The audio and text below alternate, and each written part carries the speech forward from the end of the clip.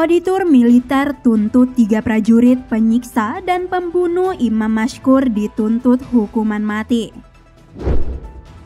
Polda Sumut tangkap pelaku penistaan agama dan ujaran kebencian tentang Palestina. 3 capres dan cawapres Republik Indonesia tanda tangani deklarasi pemilu damai 2024.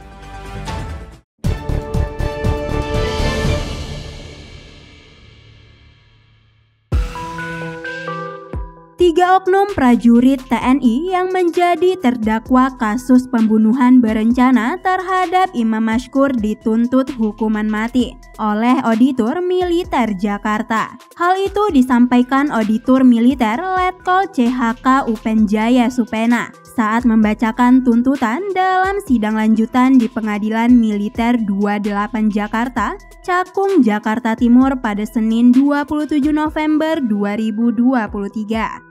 3 terdakwa juga mendapatkan hukuman tambahan, yakni dipecat dari dinas militer khususnya TNI Angkatan Darat. 3 terdakwa yakni Praka Rismuandi Manik merupakan anggota Pas Pampres. Praka Herisandi adalah anggota Direktorat Topografi TNI AD. Dan Praka Jasmowir merupakan anggota Kodam Iskandar Muda TNI AD. Auditor militer berharap majelis hakim memutuskan para terdakwa bersalah karena secara bersama-sama melakukan tindak pidana pembunuhan berencana yang tertuang dalam pasal 340 KUHP Junto, pasal 55 ayat 1 ke 1 KUHP. Majelis Hakim Pengadilan Militer 28 juga diharapkan untuk memutuskan para terdakwa bersalah karena secara bersama-sama melakukan penculikan seperti tertuang dalam pasal 328 KUHP Junto, pasal 55 ayat 1 ke 1 KUHP. Menurutnya, hal-hal yang memberatkan para terdakwa antara lain perbuatan terdakwa bertentangan dengan undang-undang, perbuatan melanggar Sabta Marga dan Sumpah Prajurit serta 8 wajib TNI. Sementara hal-hal yang meringankan para terdakwa tidak ada.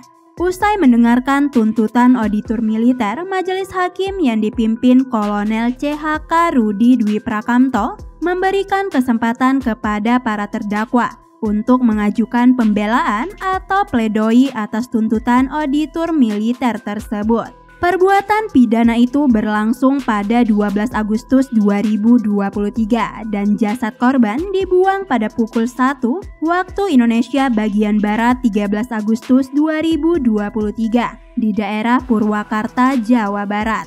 Jasad Imam Mashkur ditemukan anak kecil berusia 9 tahun di Sungai Citarum. Jasad Imam ditemukan tersangkut eceng gondok di permukaan sungai yang dalamnya sekitar 5 meter. Anak itu melapor ke orang dewasa yang berada di sekitar sungai, yaitu pegawai Perum Jasa Tirta yang beristirahat di sekitar tepian sungai.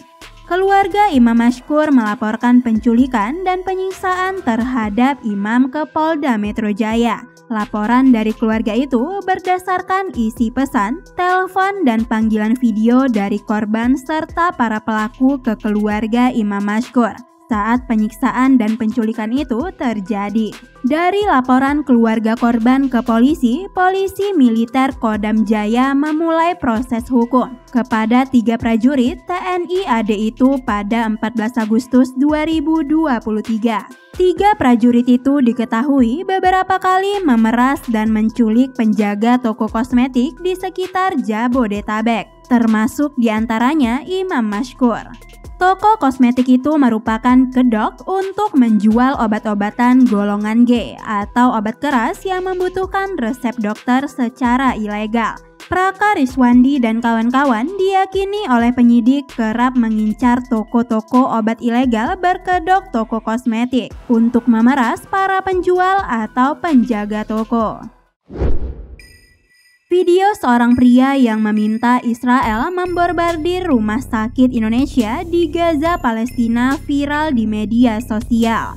Tak hanya itu, pria yang diketahui berasal dari Sorong, Papua tersebut juga meminta agar masyarakat Palestina bunuh diri daripada dibunuh Israel. Dalam video yang beredar, pria yang mengenakan baju kuning itu mengatakan tak senang rumah sakit Indonesia dibangun di Gaza, Palestina, sebab masih banyak orang miskin di Indonesia yang tidak mampu berobat ke rumah sakit. Dia juga meminta orang Indonesia agar tahu diri tidak melakukan aksi unjuk rasa terhadap serangan yang dilancarkan Israel di Gaza. Tak hanya itu, pria tersebut juga melontarkan kata-kata tak pantas terhadap Nabi Muhammad SAW.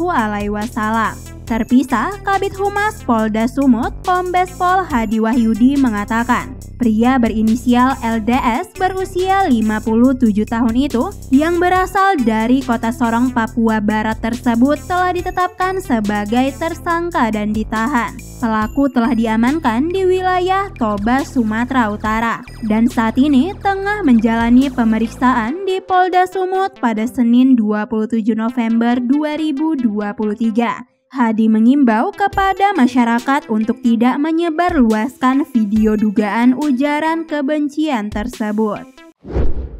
3 capres-cawapres resmi menandatangani deklarasi kampanye damai tertib dan taat hukum peserta pemilu 2024 dalam Rapat Koordinasi Nasional Sentra Penegakan Hukum Terpadu atau Gakumdu di Hotel Grand Sahid Jaya di Jalan Jenderal Sudirman, Jakarta Pusat pada Senin 27 November 2023. Pantauan di lokasi Capres-Cawapres nomor urut pertama Anies Baswedan dan Muhaimin Iskandar terlebih dahulu menandatangani deklarasi, disusul oleh Capres nomor urut 2 Ganjar Pranowo dan Mahfud MD, dan terakhir Capres-Cawapres ketiga Prabowo Subianto dan Gibran Raka Buming Raka. Acara yang diselenggarakan Bawaslu bersama kepolisian dan kejaksaan ini bertujuan untuk mempersiapkan penyelenggaraan kampanye pemilu 2024 agar berjalan netral dan damai.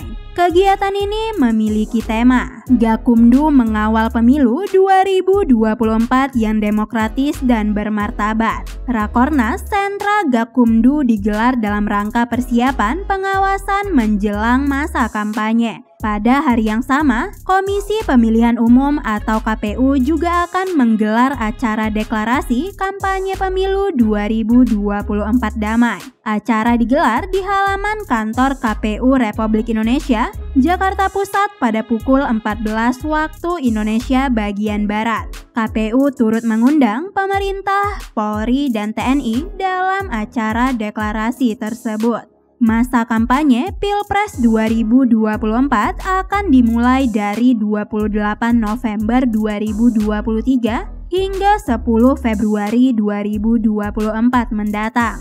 Selama masa kampanyenya, KPU akan menggelar debat Capres-Cawapres Pilpres 2024 sebanyak 5 kali.